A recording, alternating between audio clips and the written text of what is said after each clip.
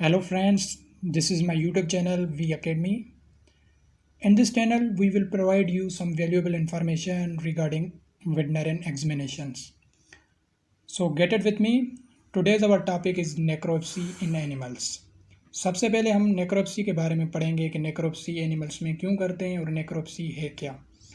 सबसे पहले जो नेक्रोप्सी होती है वो पैथोलॉजी की प्योरेस्ट फॉर्म होती है। इसमें हम देखते हैं कि अगर कोई एनिमल किसी डिज़ीज़ की वजह से डेथ करके गया है तो हम मालूम करेंगे कि ये एनिमल किस वजह से मरा है, क्यों मरा है, ये हमें मालूम करना होता है। क्योंकि अगर हमें एनिमल्स की डेथ बॉडी मिलेगी किसी हमारे घर में या किसी फार्म पे या किसी भी जगह पे अगर एनिमल हमें मरा हुआ मिलेगा तो हम उसकी नेक्रोप्सी करके मालूम करेंगे कि ये एनिमल क्यों मर गया है। इसलिए हमें उसका काज मालूम करना है। नेक्रोप्सी में काज मालूम कर दें, उसके बाद हम प्रोग्रेशन मालूम करते हैं। प्रोग्रेशन जो होती है वो डिज़ीज़ की होती है कि ये डिज़ीज़ ने कितना प्रोग्रेस किया है, उस पर कितनी प्रोग्रेशन हुई है उस डिज़ीज़ की उस एनिमल पे। उसके बाद हम नेक्रोप्सी में पॉसिबल आउटकम्स भी मालूम करते हैं। पॉसिबल आउटकम्स कैसे होते हैं? ऐसे होते हैं कि अगर कोई एनिमल किसी डिज़ीज़ की वजह से मर गया है तो अगले जो हमारे पास एनिमल हैं उसको हम कैसे उससे बचा सकते हैं उसी डिज़ीज़ से। अगर वो डिज़ीज़ इतनी ख़तरनाक है, उसने इस एनिमल को डेथ करवाई है, तो हम उसकी पॉसिबल आउटकम्स मालूम करेंगे कि हमें उसे कौन सी प्रिवेंटेशन मेजर्स लेने हैं जिससे हम दूसरे एनिमल्स को बचा सकें। ये नेक्रोप्सी होती है।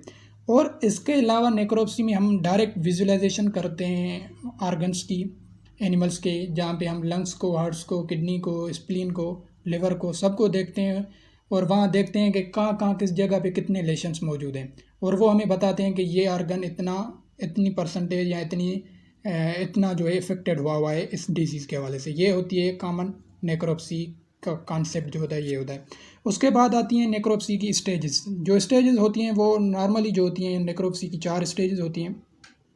नंबर 1 जो पहली स्टेजेस होती है नेक्रोप्सी में, नेक्रोप्सी करने वक्त हमें ये 4 स्टेजेस का ख्याल रखना बहुत ज़रूरी होता है। पहली जो स्टेज होती है नेक्रोप्सी की उसे हम कहते हैं प्री डायसेक्शन स्टेज।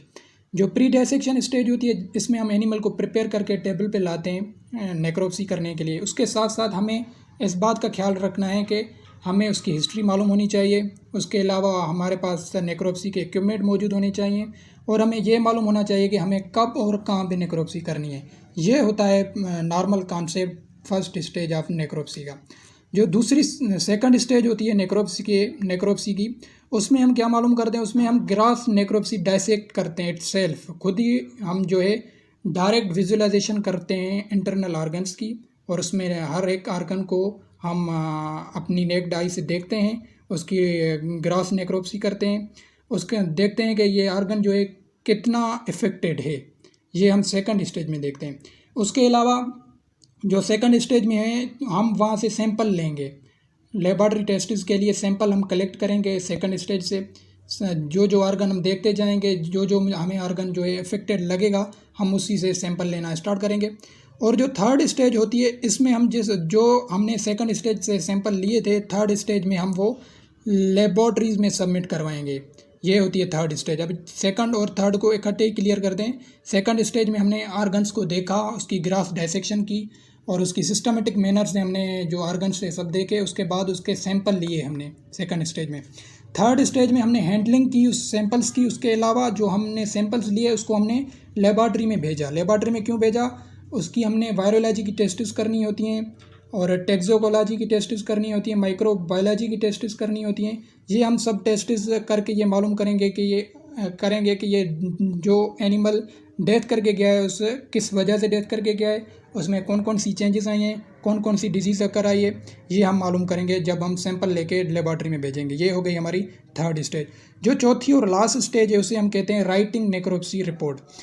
जो हमने तीनों स्टेज से मवाद हासिल किया, जो भी इंफॉर्मेशन हमें तीनों स्टेज से मिली, उसको इकट्ठा करके कंपेल करके हम चौथी स्टेज में राइट करेंगे, नेक्रोप्सी रिपोर्ट बनाएंगे और उसमें मालूम करेंगे और उसमें पूरी की पूरी डिटेल लिखेंगे कि ये एनिमल इस डिज़ीज़ की वजह से मरा है, इसमें हमने ये टेस्ट्स की, इससे हमने ये देखा, हमने ये हेमोरेजेस देखे, ये आर्गन इतना इफेक्टेड था, ये आर्गन इतना इफेक्टेड था।